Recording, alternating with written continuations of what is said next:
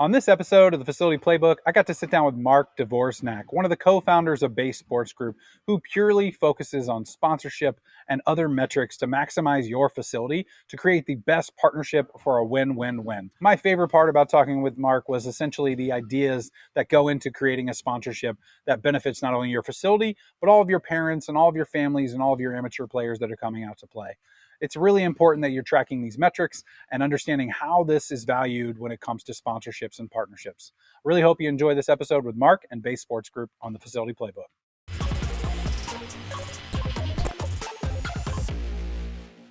Do you own or manage a facility? Well, you are in the right place. Welcome to the Facility Playbook.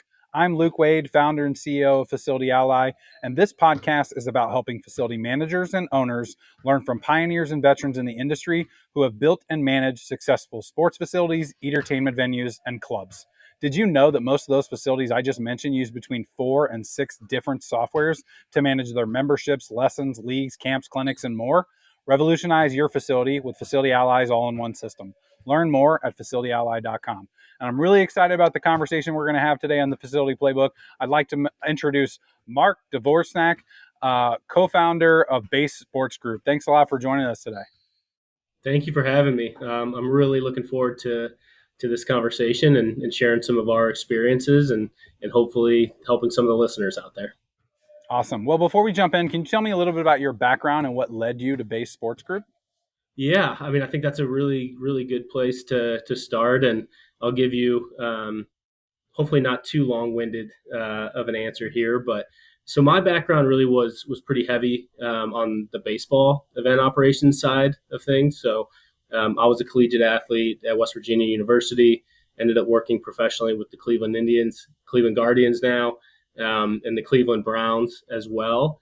And then from there, I worked for a national governing body of baseball. So I worked for USA Baseball in Cary, North Carolina, and then transitioned that role into a company called Prep Baseball Report, where my specific role, we were actually managing and operating some of the largest, and again, this was baseball specific, but events and facilities across the country. So very much so on a day-to-day basis, I was ingrained in facility operations, in event operations, and felt like I had a really good handle as far as what those budgets look like, right? Like what some of the bandwidth issues are, but also had a really good understanding, at least an idea of we're managing and operating these facilities where we are getting hundreds of thousands, sometimes millions of individual athletes and their parents through our gates on an annual basis.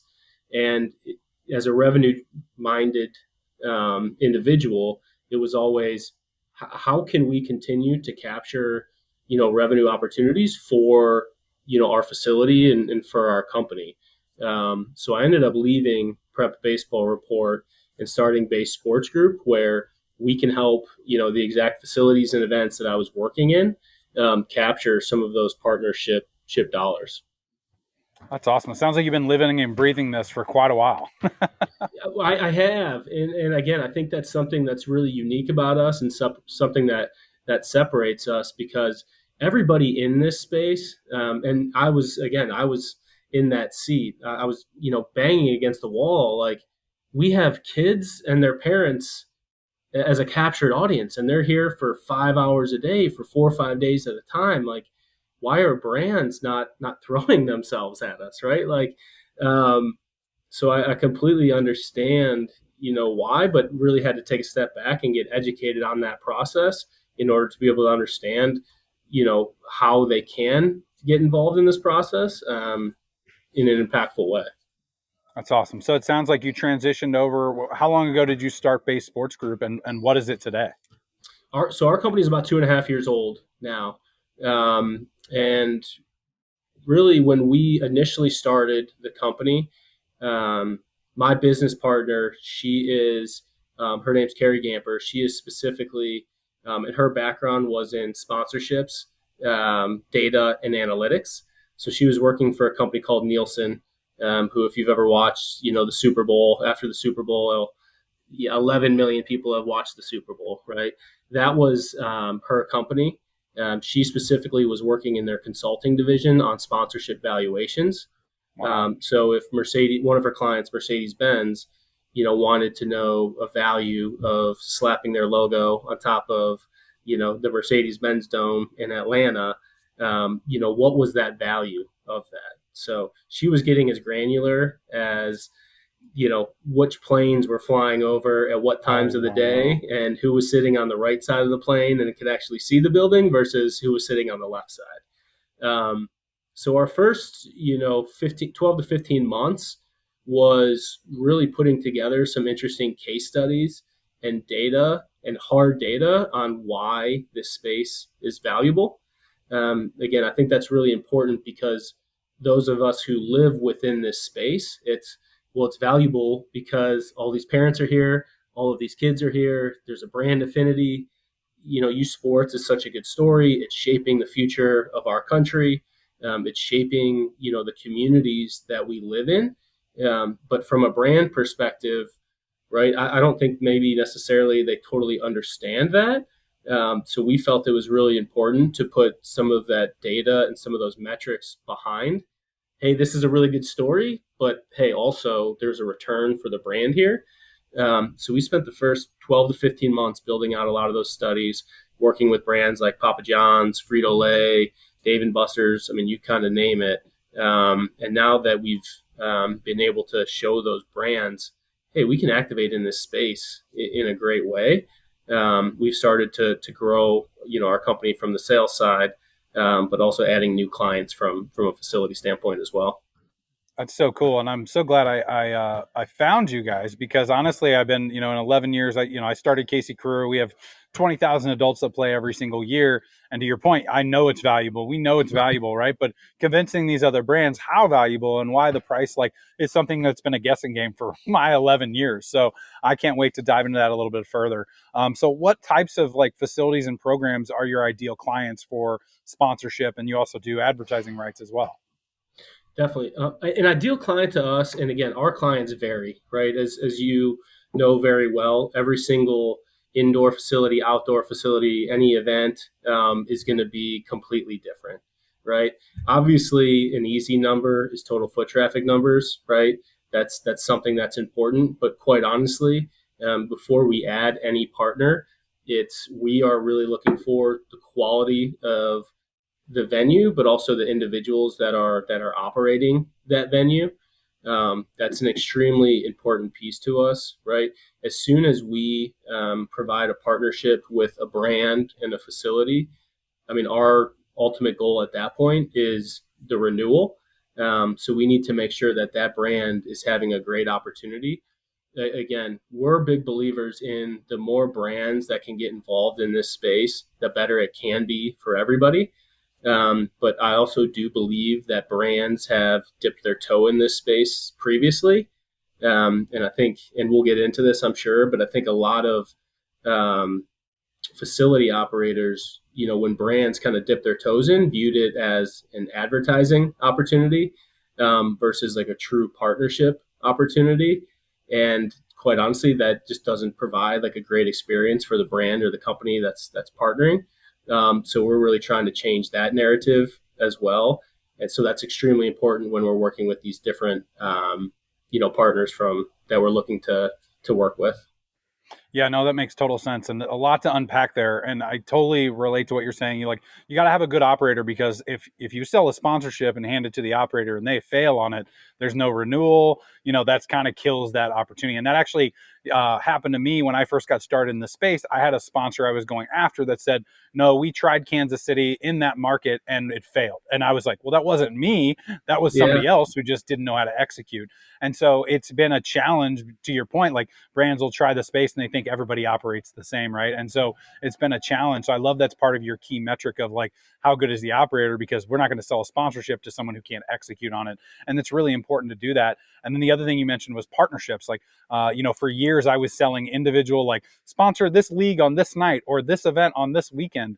And, that truly is like a one and done advertising. They look at it like, what do we get from that one thing? And probably most likely not very much, right? And once we transition into, and I'd love your thoughts on this, once we transition to the year-long partnerships where we're ingraining you into our community, where you're on our website, you're at things 2 to 3 nights a week, you're at all of our events, you're in our emails, you're everywhere, the opportunities grew and people saw more impact over long periods of time because of that. So is that typically how you guys are doing it? Is the big partnerships, to your point of like, we're looking for a partnership, not just a one-off advertising opportunity? Definitely, yeah, 100%, and they vary. And it's funny that you went through that experience because I think that's common in a lot of ways. But it's kind of why we wanted to layer in that data and just making sure that we do have those good partnerships because it is extremely valuable. And to kind of just take another step there based on your comments of true partnerships, right? Like I think maybe some people are wondering like what does that mean? Like what's the difference between a partnership and advertising, right? Advertising is somebody gives you some money and you slap a logo on your website and hang up a banner in your facility. Are they going to get some return based on eyeballs that see that? Yes, right. But if we want to drive up some of the numbers and we want to create impactful and renewing relationships and partnerships, it still might be the logo on the website. It still might be the banner, but if you're partnering with a local pizza company, we'll just use an example, right? And you host 100 birthday parties a year, as a good partner, those parents that are ordering pizzas, like it would be great if they ordered from the pizza company that's actually helping, support the facility that you're in. I mean, those are simple examples, but really that goes a long way in actually building some of these packages and partnerships for these brands who, again, some of them are Fortune 500 and massive companies, but a lot of them might be local mom and pop shops who every dollar that they earn is they're trying to be cognizant of it, and you want to be a good partner and take care of their money as well. Yeah. So what are some of the biggest challenges you feel like you've helped these facilities with? I think some of the biggest, I mean, there's a couple, right? I think some of the biggest challenges are for a lot of people being realistic as far as what their value is and what they provide. Again, that value can always continue to increase based on the deeper the partnership inlays. But also the biggest problem that I think facilities deal with that we're able to help with are bandwidth issues, right? Again, when I was running, these baseball complexes, if I would bring a potential partner on site and then, we would have a leak in the concession stand or, some kid turned his ankle rounding first, going to second, like that's where our priority was. So we always had a bandwidth issue as far as, actually being able to work these partnerships start to finish. But then also from a valuation standpoint, right? Hey, we're getting a ton of people through here. What is that worth? I think a lot of people will say it's worth whatever the brand will pay for it, which there's some truth there. But I think what we really try to do is create fair partnerships as well. We would always prefer a 10-year partnership that outgrows a short-term partnership because the brand doesn't feel like they're getting the correct value out of it. Sure. So when you say, yeah, obviously you want a longer partnership, do you typically start with a shorter one, test the waters, and grow from there? If I mean, it depends on the level of the partnership. If it's a naming rights partnership, and there's a lot of different assets that need to be activated, right? Like those are typically starting at 5 years, but we like to extend those as far as we can with options on the back end. But again, just because of the idea of some fragmentation in this space, and I think some hesitancy of brands getting into the space, there are times where we will take some of those shorter opportunities to prove the partnership out. But typically we do like to build in some automatic renewals or automatic upsells into that, just to, again, make sure that that partnership is being built upon, versus, some one and done partnerships. Sure, that makes a ton of sense. So, do you specifically work with youth facilities? Do you do adult facilities? What is kind of your metric when working with facilities? So Base Sports Group focuses specifically on what we call youth and amateur sports facilities. So we do not dip our toe into the collegiate space. We do not tip our toe into the professional space. With our background and experience in this space, we focus solely on this youth and amateur sports space. So a lot of the facilities that we work with, and I'm sure that you see as well, will have youth activities throughout the day and on the weekends, and sometimes adult leagues in the evenings. So it's not only 5U to 18U. We definitely have different adult leagues that are participating in those, which is exciting because that brings in a lot of different categories of brands that can activate in the space as well. That's awesome. So, when you have a new facility, so say a facility comes up, can you walk me through what it looks like onboarding? What are some of the details, metrics you may need from me that it takes to essentially get me to pitch me to a sponsorship? Definitely. That's a great question. So once we secure a partnership, that onboarding is actually it's fairly intensive.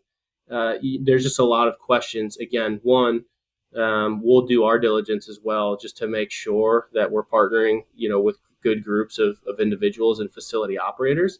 But then really it starts to become an asset breakdown and a category breakdown of what's available. So when I say asset breakdown, it's what does the facility look like, and what is available to sell against, right? How many TVs do you have inside? If somebody wants to slap their logo on the outside of the building, are you okay with that? Right? Like, so just what is the facility in general, and what is available to sell against, right? Like some individuals are, hey, I would rather have one partner that comes in at a large number versus have, the quote unquote like NASCAR looking facilities that has like a bunch of different partners. So a lot of those conversations are transactional and back and forth. But then also, hey, what different categories can we work with, right? A great example is we have a chewing gum company that we work with who is trying to get chewing gum into the mouths of these young kids and to their parents who are going to purchase them, right? But we also work with a lot of facility operators that have turf fields that say, hey, we don't want, right? Like like we don't want somebody handing gum out at our turf facilities. So there's a lot of, detailed questions maybe that people don't think about, that we need to know so that when these opportunities come, right, like we have more of a targeted approach when we're looking at some of those different sponsors or partners versus the shotgun approach, and we'll see Yeah. what hits. That's funny. There's actually, yeah, there's a sign like right over here that says no chewing gum. So it's like Yeah, knowing who your target customer is probably really important too. And I have to ask, it's not Big League Chew, is it? Is that still around? that is still around. We Yeah, have worked with them in the past, but that is not the current partner that we're working that's with. that's what I grew up on. I don't know if it was good, but that's what everybody had. So It's still good. I'm, As uh, somebody with a baseball background, it's still good. awesome. So I'm glad that you brought up a brand. What are some of the ways that you've helped? From your website, you've got Chicken and Pickle, Dave and Buster's, Army. What are some of the ways you've helped these brands specifically? Something that we talk about really every day and with brands. I think everybody initially goes to what is the ROI, right? What's my return on investment? So brand, hey, if I give you X amount of dollars, what's my return going to be, right? We really focus on what we call ROO, so return on objectives. So when we're in conversations with the brands, the biggest questions that we speak with them on are what is their objective, right? The chewing gum company, they want to get as many pieces of chewing gum into the mouths of these young athletes and these parents as possible. That is their goal. We have a partnership with a hydration company called Prime Hydration. Their biggest thing was liquid to lips, right? So how can we get as many Prime bottles into the hands of these athletes as we possibly could? But then again, we've worked with the Papa Johns of the world who, they don't need brand awareness. People know who Papa John's is, but when athletes are coming in for this weekend's tournament, and that's the same for Dave and Buster's, that's the same for any amusement parks, whatever, they want to see ticket sales, right? So when people are coming in for these events, how are we driving that traffic during their downtime? into those specific areas. So we're really looking at the ROO from an objective standpoint for those brands. And then we'll work with the facility or event partners to make sure that we're hitting on those objectives. That's awesome. So I didn't really thought about that. So Dave and Buster's maybe sponsors a facility that's nearby in an effort to, when those kids and families are done before after their games while they're in for the weekends, come to Dave and Buster's. I'm assuming they Exactly. probably, so they typically will probably give out like a coupon or something that's redeemable. That's how they're kind of tracking that information. Exactly. Sometimes it's a coupon. Sometimes it's, they'll have a table on site, and then we'll traffic. We can kind of traffic some of their numbers on their end as well to see how impactful that relationship is. Um, but again, that's a great partnership that can be a year round partnership where Sure. even as a partnership, you could take your staff out to a company party, and because they're a partner of yours, maybe you're thinking of hosting it at Dave and Buster's first and foremost. So really those impactful ways to work together, I think is really cool and really important. Yeah, I love hearing you say that because I feel like you're validating things I've made up in the past that work for us now. And when I started Casey Crew, one of the things I came up with was a bar of the week, right? So if you're playing in a softball league, you're playing every week for 6 weeks. Well, most leagues I played in was like, hey, here's the bar you can go to every week when you're done after your game or before and after. And I just thought, well, man, that's kind of lame. What if my team doesn't want to go week 2, week 3? We've been to the same bar every week. So the idea was let's come up with a different bar every week that the teams can go to and get specials. And then I incentivized it by creating what we called a double bonus program, where if you win your softball game, the umpires put the scores in, it calculates the winner, it emails the entire team who won a coupon. They walk in the bar, they get a free round of nachos just for winning their game. And so now all the bars, when I came up with it, I was begging bars to be a part of it, and now all the bars pay us to be a part of that.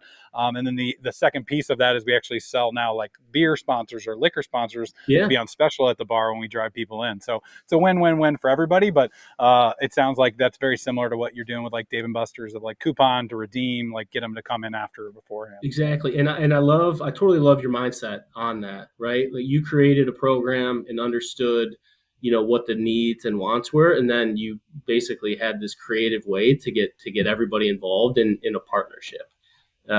Versus, hey, we have the softball league, like you should throw some money at us and we'll slap a logo like when everybody like comes in the door that they can see. It's like, yep. okay, there's some validity to that. Obviously, marketing is what it is, but you really created something that was impactful for the community, that impacted the event that was being hosted, impacted the facility that is hosting the event, and also impacted these local restaurants who I'm sure sincerely appreciate the foot traffic. Yeah, during the week when they're slower, it's definitely a big game changer, and we've been able to charge more and more money as we've delivered more and more people. But to that point, you said I used to throw their shirts on their logo on every shirt, right? And one of the things I put on there was like my dad's promotional products company. Another company, a friend of mine, just is like, hey, let's throw them on there. And in 5 years, no one called off of a T-shirt, and so we realized that wasn't like you said, right? It's putting a banner up, doing something on your website. Sure, that's advertising, but is it impactful and does it actually deliver? Most likely that person's not coming back if they're paying for that and they don't get any results from it. So we ended up stripping those all off and tried to figure out what actually drives metrics and gives them what they want. And a lot of times it's exactly what you said, right? And doing the sampling, we do a lot of sampling. We did a lot of that during COVID, where it was like Gatorade or every new seltzer that came out wanted people to drink it, right? So we did a lot of that. And I think it's really important to figure out what does the sponsor want and what can the facility deliver on. So, do you have any cool stories like that? I know you mentioned Dave and Buster's, but what's one of your favorite, sponsorship partnerships that you've come up with that you've seen at Base Sports Group? Oh, that's a good. Anything that we do with the U.S. Army is always, that's obviously always a fun one, right? They're, looking for the next generation of leaders, and anytime that they can connect with great youth and amateur athletes, it's always fun seeing the push up contest or the pull up contest. I think everybody has their competitive genes in them, but it's also really special seeing some veterans whose young kids are participating in the events, to be able to speak with some of the recruiters and just about some of their different experiences. So I think those are always pretty cool ones. We also work with a company called Gel Blaster. which the way I describe it is it's a combination of a Nerf gun and a squirt gun. But it's really just a fun. It's a really fun activity for a lot of the kids that show up on site. Again, little brothers or sisters during their downtime, being able to just have something to do, right? Sure. So those are always a ton of fun. And then another one that comes to mind is, we did a partnership with the WNBA at a large women's basketball tournament as well. So just kind of connecting some of those professional groups with these youth athletes who, again, eventually are the future of some of these professional sports leagues. I think that's a really cool way once we can kind of, connect those groups as well. Yeah, that's awesome. I was in the Army and I'm a veteran, so I love to hear that story. And Oh, well, we happy actually Veterans Day. Thank you for your service. Thank you. Yeah, I love hearing that, and that's funny too because when I first got into what I do, I never thought about the military as like a potential sponsor, right? But it's we actually have a Coast Guard as one of our sponsors for Casey Crew, and so it's so interesting to think about that. And I do some work with the VFW actually, and they're now using esports as a way of recruiting Yeah. veterans and connecting veterans. And I know the Army and Navy and all of them do that too. So that's really cool. I love to hear you guys are working with them. What are some of the challenges? Say I'm a facility and I want sponsorship. I believe I have the, what you need. What is something maybe I should get prepared or things I need to think about before I come and approach you? I think is having as much data and information that you can have. I think that's going to be extremely important, and having actual numbers. These brands are getting much more sophisticated about their budgets and what they can spend on certain returns. So having a great example of how many people are coming through the gates, having an understanding of the individuals that are coming through their gates, whether that's demographics or consumer preferences. We do a lot of that. It's actually a requirement of all of our partners is that we're putting surveys in market on a depends on the market, but certain cadences throughout the year. That way we can see really who our consumer is and what their wants are. I think a lot of times, and I was doing this, I was guilty of this as well, but it was, hey, we have baseball parents and here's the way that they all think, right? And that was just kind of the mindset. And until we started to actually listen to our consumers about what their different wants were, we were able to take that and say, hey, you know, these parents on site really want to know about college loans or about cell phones that they can get their kid or safe credit cards. Not something I would have thought of. No, But then no. immediately we can go to Chase Bank and say, hey, we saw you have this new youth credit card. Our consumers are actually, here's the proof in the pudding that they're looking for this information. So I think that's an important piece. Again, we sell very heavily off of that data, just so we can show the brands, really what they're getting out of it versus the good story, which is, I think it's important, right? Because like our sellers sell on that, but having something else to back it up, I think is really important. So just knowing those numbers inside and out. Yeah, that's great information. I think breaking down the metrics a little bit more. Again, I'm using you as a validation for me, but I'm curious, and I've learned through years and years of sponsors being like, "Well, what about this? What about that?" Right? So we break down our demographics into, I would say, like 3 or 4 ways. Right? So we're always looking at age demographics. We're always looking at like zip code locations, date of birth, right? How old are they? And then sometimes gender.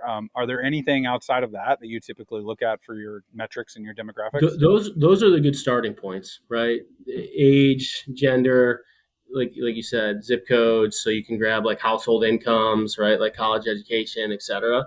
Because again, a lot of brands will say we're looking for female athletes of this age, right? So just being able to be like, we have them, and here's Yep. how I know.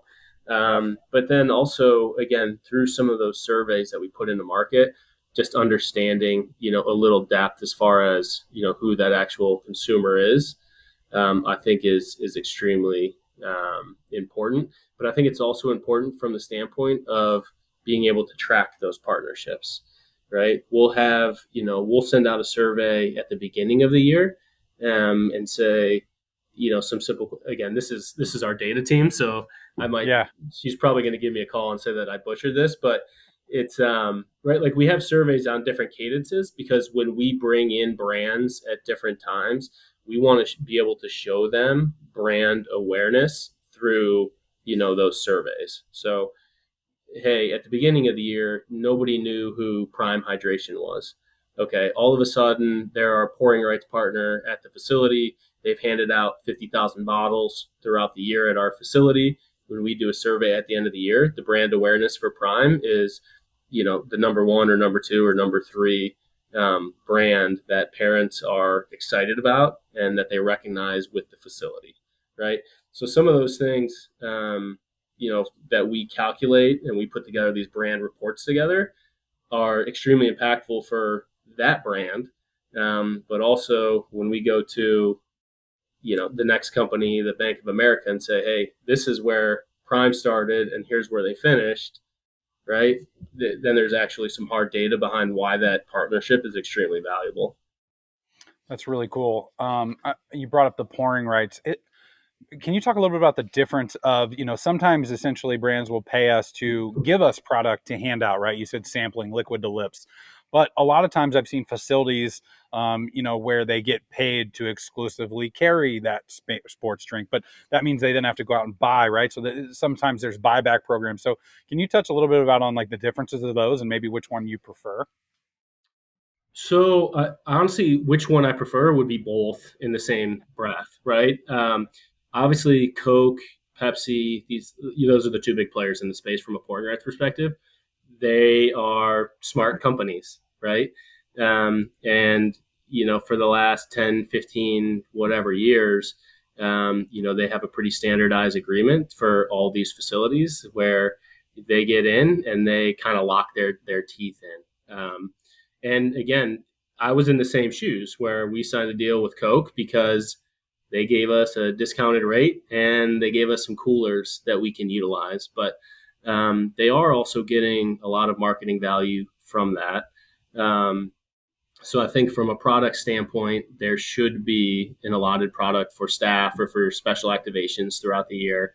Obviously, those discounted rates and distribution should be at a fair number. Again, a lot of it's going to be on how much product you're moving as well. They do have to make a return on some of their marketing dollars as well. But I think something that, from a pouring rights perspective, we're really teaching a lot of people are the different categories to carve out.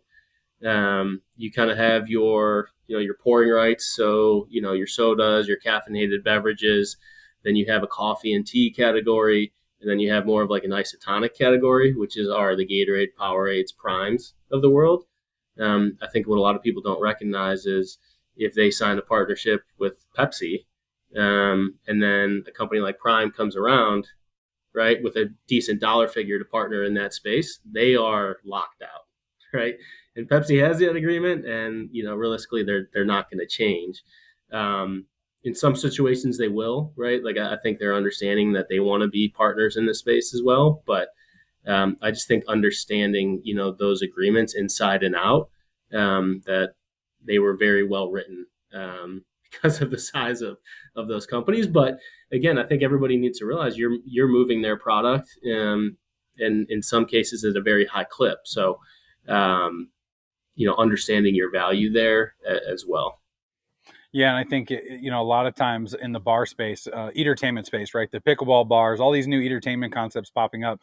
It's enticing, right? Some of these beer distributors will come along and be like, "We'll pay for your entire draft line. We'll pay for, Coke will pay for your entire Coke line, your entire like, soda setup and everything." And as a facility, it's like, "Oh, that's cool. I don't have to pay for any of that." But you're also signing exclusivity that you can't carry anything outside of it. So, I think it's a great thing to do from a startup, new facility concept, but it's important to know, like you said, what that you're signing and making sure that you're not locking out future opportunities.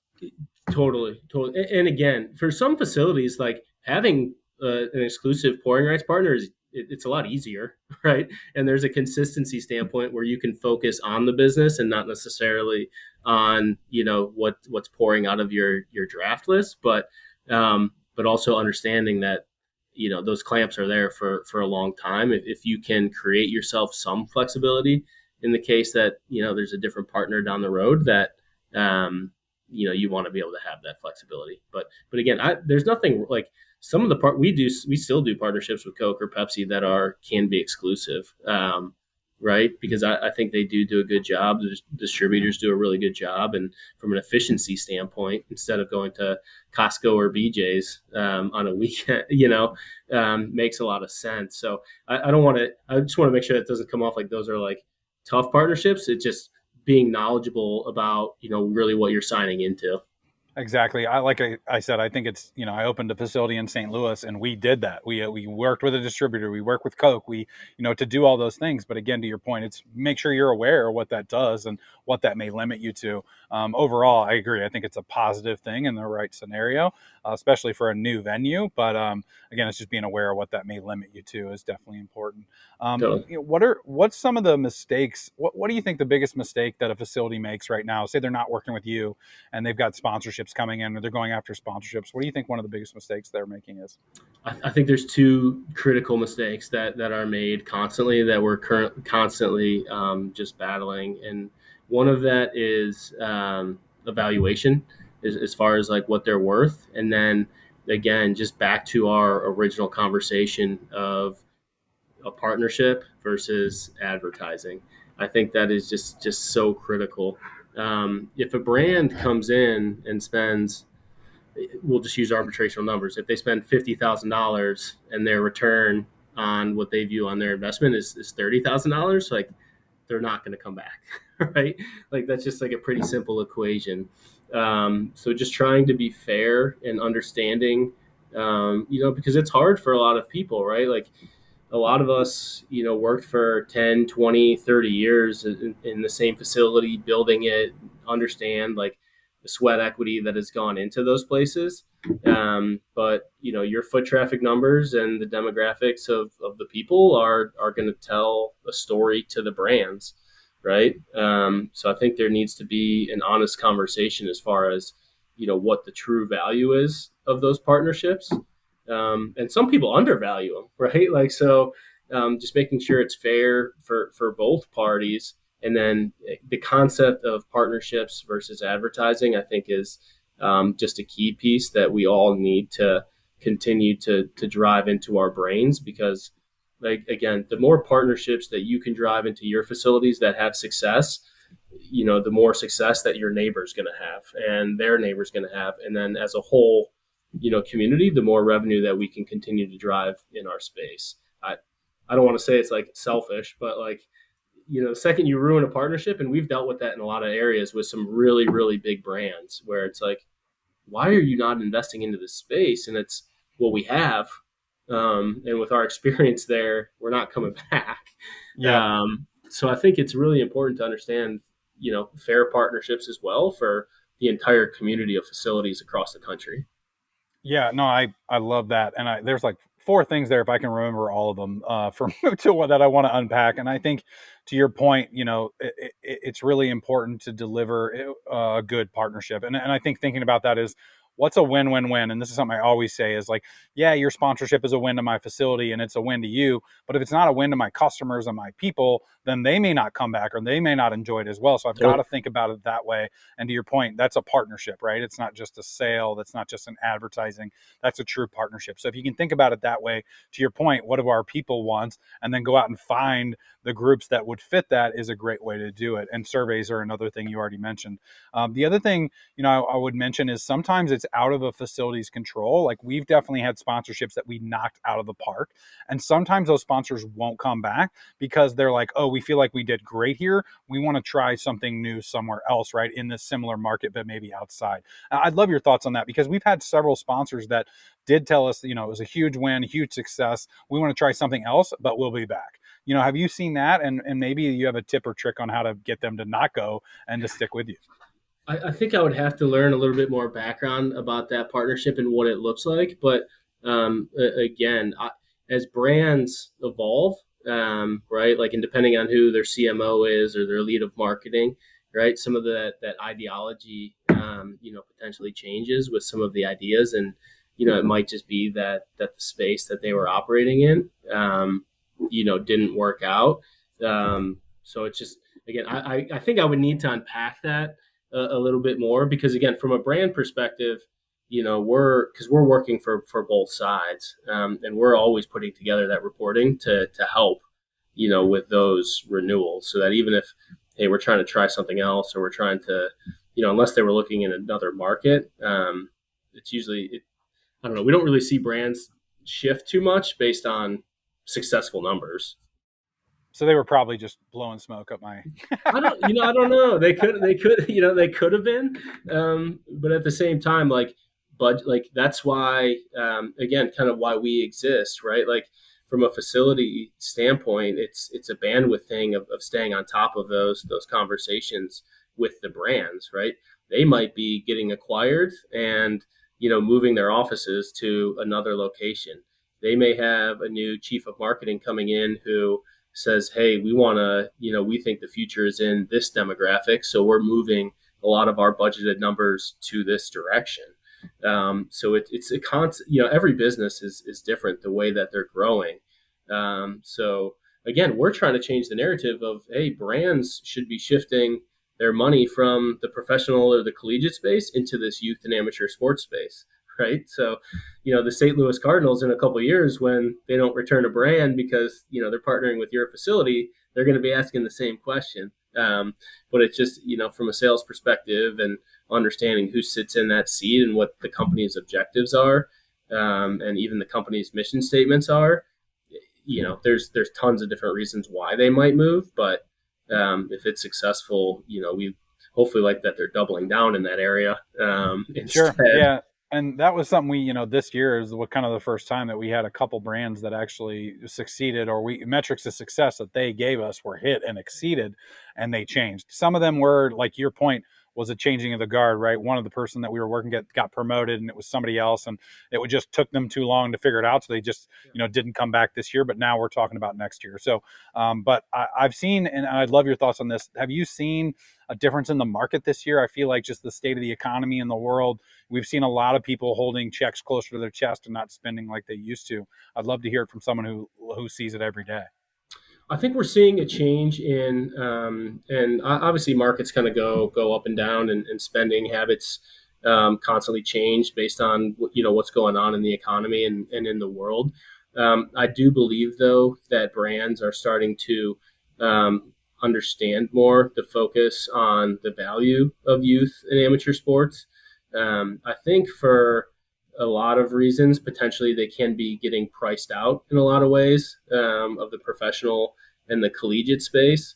So I just think there's a massive opportunity. Again, I think, even if brands are spending less, right? Like, I think you've probably heard over the last couple of years of a lot of, the first thing to get cut was marketing budgets, right? Um, I actually think that is a massive opportunity for this space, right? An opportunity, with facilities across the country, and these youth and amateur facilities are going to come at a lower price tag than they are at some of these professional sports venues. But something that we're proving is, even at that lower price tag, that reach and that impact is sizable. So I think, even as if marketing budgets are getting cut the way some people are saying over the last couple of years, I think that's actually an advantage for this space that we all need as a community to continue to target. So, yeah, no, I appreciate that. And, it makes a lot of sense, as the market changes, as things change, people look to spend their dollars in other places, trying to catch that new wave, right, before it becomes too expensive. In your opinion, if obviously a facility, you'd love to work with you, but say, not everybody's your ideal client, we don't fit the metrics. What is like the best way for a facility, maybe outside your demographic or even inside your perfect ideal client, to reach out and find these opportunities?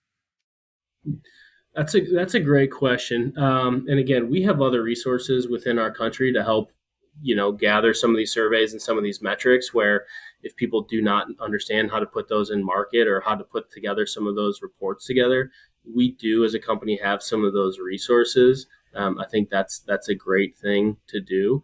But I also, I'm a believer that, facilities and event operators, if you continue to focus on the product within the facility, that a lot of those local and regionalized partners are going to want to be a part of it. Again, I think that wave is coming. I think where people struggle at times is when they think they have, and not that they think they have an awesome product, but they put a lot of the focus on some of these sponsorship or like marketing dollars when that should be viewed somewhat as a luxury, right? Like you kind of have to focus on the core business, because as long as those are really good events, then just by osmosis, if you will, like that'll kind of free up some more time, like to be able to service some of those opportunities. But the second the stuff within the walls kind of starts to fall apart because you're spending more time on some of these partnership opportunities, then I think that's when some of them are going to fall apart. But building those relationships within your community, again, a lot of some events are bringing in groups nationally. So like a company like us that can reach groups across the country, I think is important. But building those relationships and partnerships locally, right? Like with the local banks, with the local insurance agencies, with the local restaurants, with some of the attractions, those are great opportunities for partners that, right, like from a community basis can be simple, but can make a ton of sense as you kind of alluded to earlier, to the win-win-wins. So obviously you're investing in your facility, but also investing in the community as well that you're in. I love that advice. Start small, start local, and then once you Yeah, got all that information, look elsewhere and come to a group like you. But so to break it down, get your metrics, make sure you're collecting the data, the demographics, everything about that you need in your facility, and then start knocking on doors. Maybe you already have people that are members of your facility or their kids play there that are part of a company that may be the ideal sponsor for you, and start there, take them the metrics, work out a deal with them that's a win-win-win. And then once you knock it out of the park, check out Bay Sports Group. definitely. Yeah. No, exactly. No, but I think that's again super important. A lot of times, again, with birthday parties or even like staff lunches, right? If you're ordering local, and that those people see you consistently, you can build that into a relationship, and that turns into a conversation, and that turns into, hey, we should have a partnership here because we can send our traffic to your stores, and you could spend your marketing dollars on people who are actually visiting your restaurants versus, trying to take a blind, blast on, social media or some of these other channels. So I think just building those relationships is key. I think, again, relationship is key as well because it's a partnership. And the second you walk into a restaurant and say, hey, give me money because we're going to push traffic to you, I just don't think, a lot of people are going to be receptive to that approach. Yeah, no, I totally agree. What I mentioned earlier about our Bar of the Week program, how I started that was going to lunch at a different restaurant a couple times a week, Yeah. sitting at the bar, talking to the staff. Hey, do you guys ever sponsor, adult programming? Like, just having a conversation. And while I'm there eating lunch, spending money, they're more open to essentially introducing me to the manager, bringing them over to talk to me. Whereas just walking in the door or sending an email, doesn't get very far. And so that was definitely a way, I beat down the door, got them involved. And now our team actually goes and has lunch, and we'll go out and have drinks at some of these places that sponsor us just to show a face and show that we're supporting them as well. Perfect example, right? Like that's awesome. And hopefully we can continue to see that more across the country because those are wins. So Awesome. I love Cool. to hear that. I love your mindset on that. Thank you very much. Yeah, it's years and years of just trying to figure it out. But yeah, You might get a it's few free paid. drinks out of it too. You never know. That's right. Yeah, never got a free lunch, but now they pay us, so essentially it paid for itself. But yeah, so I know you're pretty new and you guys just started, but if you started all over today, what would you do differently? I remember I think I don't think we would change anything differently from an organizational standpoint, right? I think it was very the way that we've been going about it methodically and putting, some strong case studies together. The only thing I would have changed is I wish I would have started sooner. I just think there's such a great opportunity for brands to commit to this space. Something that I personally and my co-founder Carrie think about on a daily basis, and I think everybody knows. Sometimes when we're building these 15, 20, 10, $5 million facilities, whatever it is, the facility operators have to, they have to make sure that they're covering those expenses. But with that, sometimes the barrier of entry to some of our young athletes increases. So, I wish I would have started sooner to make sure brands continue to see the value of the space, but also the impact that they can have on, potentially helping lower some of that barriers and just creating more positive experiences for everybody involved, right? If there's a pizza party and there's pizza there, like, just those kids are having a good time and they're going to want to come back. And I think that's a win for a lot of people, because I do think that these facilities are massively impact on the future of our country and the future of our communities.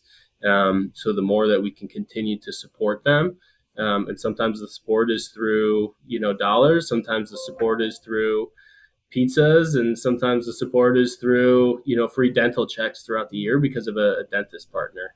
Sure. But I think these are really community centers. So if I would have changed anything, I just would have started sooner, because I Yep. think we're really making an impact in some of these areas, and hopefully continue to do that. Yeah, I wish you would have started sooner and helped me out a long time ago, so I wouldn't have had to go through Well, all it this. sounds like you're doing a pretty good job. Yeah. Well, thank you. Yeah, and I got to ask also, have you seen, or are there any ways you recommend using software, right? So we're Facility Ally. I talked about the Bar of the Week program, the coupon. We do a lot of that stuff through our software, and which it makes it easier and more automated for facilities to essentially sell these sort of sponsorships and programs. Is there anything you've seen or something that a facility should maybe think about when, getting a software when it relates to sponsorship? I think softwares can create more efficiencies in anything that you do, right? And the more efficiencies that you can create to save time, save bandwidth, and save, honestly, the energy of your staff members, I think that's a key piece of it. Again, I think we all understand, what the days to days can look like inside of these facilities, and they're jam packed, and there's, our bandwidth is being pulled in hundreds of different directions on a simply daily basis. So finding the right technology that can create and help with some of those efficiencies, like your platform does, right? Like, I think that's really a key piece, because as you continue to free up more time, you can build more programming, you can build on that programming, you could focus more on, these local and regionalized partnerships because of those efficiencies that you're creating. So I do think technology is an important piece of any equation of these individuals who are running these events or facilities. Cool. Bare minimum, just collecting that demographic information that you need to go and sell the sponsorship for sure is something you want to consider. Make sure you Totally, can collect that totally, data. Cool. Well, definitely. so what is Completely the agree. what does the next 3 years look like for Base Sports Group? We're going to continue to grow. And we're going to continue to tell brands and prove out to brands the value that there is investing in youth amateur sports and these local community centers that are, again, shaping, the future of this country. So we'll continue to drive dollars into the space, hopefully continue to be a market leader in that space, and just creating a bunch of those wins. Again, that's, there are so many wins of youth and amateur sports, and, the way people feel and the way that you can affect these communities. But again, proving out that, there is a return there as well for the brands. I think that's something that we will continue to do. We will continue to do that in an impactful way. And hopefully in the next 3 years, when we talk about it, every facility across the country is starting to maximize these partnerships, and in a really positive way that, just helps everybody out. Yeah. Well, I love that. If you're out there and you're looking to automate your facility through memberships, leagues, lessons, camps, clinics, sponsorships, and more, check out facilityally.com. If you're looking for some help, check out Base Sports Group. And thank you so much for being on today. I really appreciate it. We'll see you next time on the Facility Playbook.